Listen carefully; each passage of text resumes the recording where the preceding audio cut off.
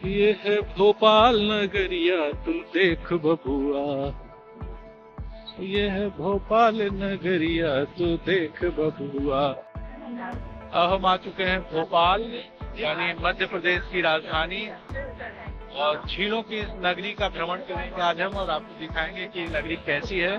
तो हमारे साथ बने रहिए।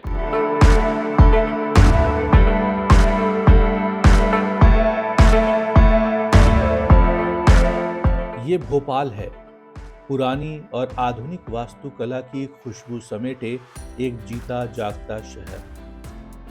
भोपाल को राजा भोज की नगरी तथा झीलों की नगरी भी कहा जाता है, क्योंकि पूरा शहर कई छोटे बड़े तालाबों से अटा पड़ा है। 11वीं सदी के भोजपाल और बाद में भूपाल नामक इस नगर को परमार वंशी राजा भोज ने बसाया था। 13वीं शताब्दी तक भोपाल के पास ही भोपाल के बड़े तालाब से 10 गुना बड़ा एक तालाब और था, जिसे परगना तालाब कहते थे। भोजपुर का मंदिर इसी तालाब के किनारे स्थित था।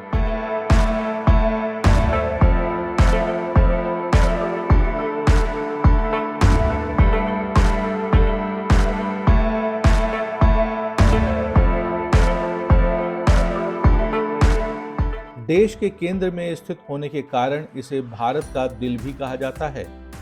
ये असंख्य स्मारकों के साथ एक समृद्ध सांस्कृतिक विरासत का घर है। ये राज्य अपनी संस्कृति, सभ्यता, प्राकृतिक सुंदरता, अद्भुत दृश्य, कलात्मक शैली, शिल्प कला के माध्यम से पर्यटन स्थलों में खुद को शुमार करता है। ये भारत का 16वां सबसे बड़ा शहर और दुनिया का 131वां सबसे बड़ा शहर है।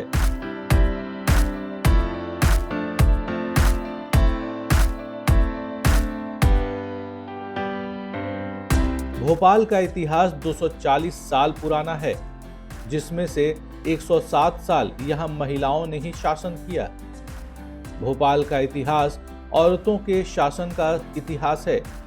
पूरी दुनिया में कहीं भी एक के बाद एक 4 महिला शासिकाएं नहीं हुई, वो भी इतनी प्रोग्रेसिव और इतनी सेकुलर। भोपाल में कोई भी भोपाल का नहीं, यहाँ का हर बाशिंदा कहीं ना कहीं बाहर से ही आया है। भोपाल के जो असली निवासी गोंड लोग थे, जिनका इस शहर में कोई नामो निशान नहीं बचा है, जबकि भोपाल हमेशा से गोंड राजाओं का राज्य था, जिसकी अंतिम शासिका रानी कमलापति थीं। भोपाल में मुस्लिम राज्य की स्थापना एक अफगानी सैनिक दोस्त मोहम्मद खान ने की थी। दोस्त मोहम्मद एक भाड़े का सैनिक था, जिसने पैसे लेकर रानी कमलापति के लिए कई लड़ाइयां लड़ी थी। भोपाल की रानी कमलापति ने दोस्त मोहम्मद के सहयोग से खुश होकर उन्हें भोपाल के पास 200 एकड़ जमीन भेंट की और उनसे भोपाल में ही बस जाने का अनुरोध किया। भोपाल एक हिंदू शहर था, इसलिए दोस्त मोहम्मद ने यहाँ एक परंपरा शुरू की, जिसके मुताबिक भोपाल रियासत का प्रधानमंत्री हमेशा कोई हिंदू ही बनता रहा।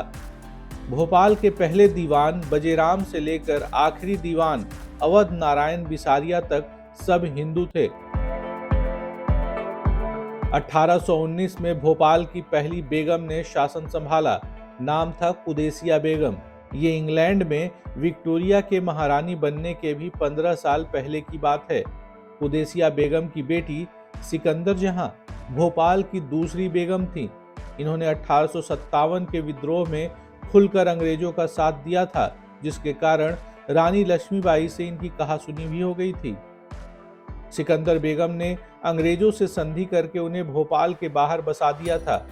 अंग्रेज जहां रहते थे, उस जगह को C4 कहते थे।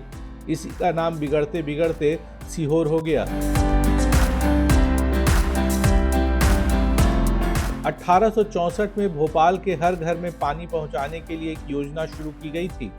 विदेशी इंजीनियर्स की मदद से एक पंप हाउस बनाया गया और भोपाल के हर घर में 24 घंटे सप्लाई शुरू की गई। उसी पुराने पंप हाउस को आज CM हाउस में तब्दील कर दिया गया है। तब वहां तालाब के किनारे एक विशेष तरह की घास उगाई जाती थी, जिसे काटने का काम कुछ विशेष लोगों को दिया जाता था। यही लोग आगे चलकर बर्रुकाट कहलाए।